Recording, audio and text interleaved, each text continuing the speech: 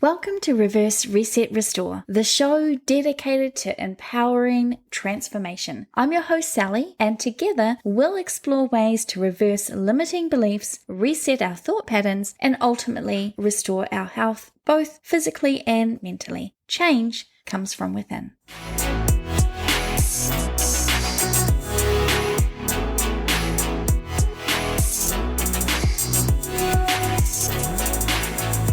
Hands up if you are a bookworm. I see you. One of my listeners is already past her 200th book for the year. Phenomenal stuff. She's been utilizing audiobooks for almost all of her reading, as her job involves a lot of all-day driving. I think it's a great solution to the reality that most of us find that we can't fit in enough time in our day to get that much reading done. So audiobooks are a fantastic solution. I have other friends that travel frequently with a Kindle or ebooks, and that offers unlimited opportunities to read. I've got ebooks and audiobooks too, but I gotta say, personally for me, you still can't beat that good old sit down with book in hand, old-fashioned way to read a book. I love the smell of the pages, the weight of the book in my hands. So while I am glad that we have audio and digital options, I love that printed books are still a thing, at least for now. With the demise of bookshops, I do worry a little that they'll eventually stop printing books. And for me, I think that would be a very sad day for the world if that was to ever happen. It's the reader and writer in me, I think, that feels the pain of a world bereft of books. Luckily, that day is not here, so for all of us bookworms, be it digital, oral, or tactile, we get to read to our heart's content. Today's episode is part of our special series on self-care practices. We are at day 22 of our 31-day program, and if it's not obvious, this episode is all about reading. If you're just joining us for the very first time, yay! I am so glad that you're here. Now, before you go and start fretting that you've just arrived and we're on day 22, it's no biggie. You see, even though this program coincides with the Mental Health Awareness Month here in Australia, self-care is an all year, anytime, everyday kind of thing. So it doesn't matter if this is your first day, 22nd day, or somewhere in between. You can come back to these episodes anytime you want to revisit this 31-day program. So let's get into why reading a book could be considered part of your self-care strategy. Reading is often considered a form of relaxation and an escape from the demands of your daily life. It provides not only a break from technology, but also a mindful opportunity to focus on oneself. Engaging in a good book can be a wonderful way to practice self-care and promote overall well-being. First and foremost, reading allows individuals to disconnect from the constant influx of information and notifications that come with our modern world. By immersing oneself in a book, one can create a calm and tranquil space to unwind and recharge. This respite from screens can help reduce stress levels, improve sleep quality, and enhance mental clarity. It also serves as a gateway to explore new worlds, characters, and experiences. It allows readers to transport themselves to different time periods, cultures, and perspectives. This escape into the realm of literary imagination offers a much-needed break from the pressures and realities of our own life, allowing for a temporary detachment from personal problems and worries. Additionally, reading can stimulate the mind and enhance cognitive abilities.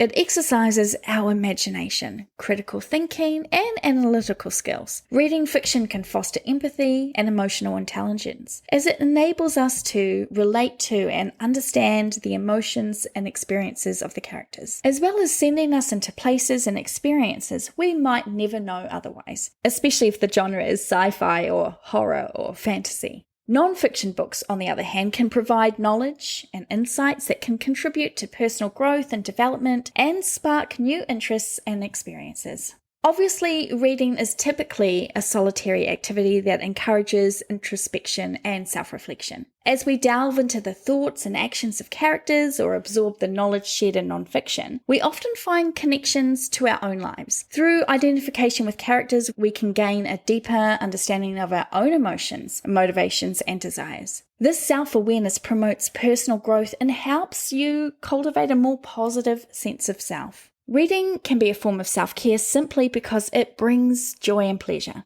The act of turning pages, the smell of a new book, or the satisfaction of finishing a great read can all contribute to a sense of contentment and fulfillment. Engaging in an activity solely for the purpose of enjoyment and personal satisfaction is an essential aspect of self-care. It's allowing individuals to nourish their emotional well-being. Now, I know that life can get so busy with all the demands on our time that it's easy to forget to read for pleasure or for personal health and well-being. I'm going to encourage you to make the time, fit it in, eke out time, 10 minutes of reading before bed rather than sitting on your phone scrolling through social media. Read, or better yet, listen to an audiobook and take a quick walk on your lunch break. Look at the spaces in your day or your week to give yourself the gift of reading. Here are a few books for your journey of self-discovery and healing that you might find helpful. They are all books that will be featured in one of our monthly Foundation Friday episodes. When the Body Says No by Gabor Mate.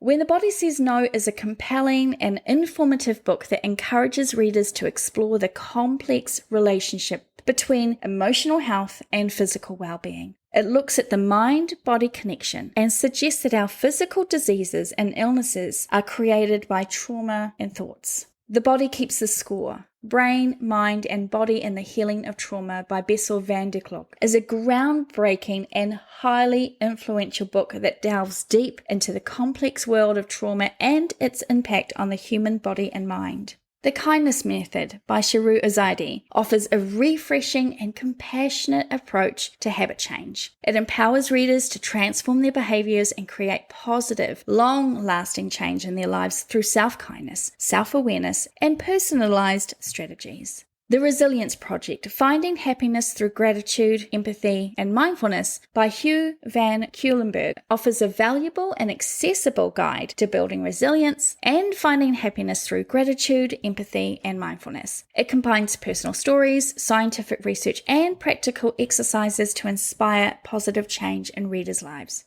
Burnout, The Secret to Unlocking the Stress Cycle by Emily Nagoski and Amelia Nagoski is a self-help book that provides valuable insights and practical strategies for managing and overcoming burnout. This book has gained popularity for its science-based approach to understanding and addressing burnout. Letting Go, The Pathway of Surrender by David R. Hawkins. This is a transformative guide to understanding the power of surrender as a means to find inner peace, emotional freedom, and spiritual growth. Hawkins introduces readers to the concept of letting go of negative emotions, attachments, and limiting beliefs, ultimately leading to a profound state of liberation. This book also happens to be this month's Foundation Friday focus book, which is out on the last Friday of the month. There are about 1,000 more books I'd love to share here, but I won't because of time. What's your favorite self-help book that has made an impact in your life? Head on over to the Reverse Reset Restore Facebook page and let us know, or use the hashtag bookworm on the Insta page. Also, if you are a book lover and self-healing seeker, join our book club. Once a month, I drop a Foundation Friday episode dedicated to a book that has shaped my life and hopefully can shape your life too. Thanks so much for your time today. If there is a bookworm in your life that you know would feel justified and seen in their valuable self-care habit of reading, please share this episode. And be sure to join us tomorrow and the rest of the week as we explore more ways to practice self-care in our everyday lives. Before we go make a cuppa of our favourite brew and snuggle in for a good reading session, take these poignant words from Mortimer J. Adler. In the case of good books, the point is not to see how many of them you can get through, but rather how many can get through to you.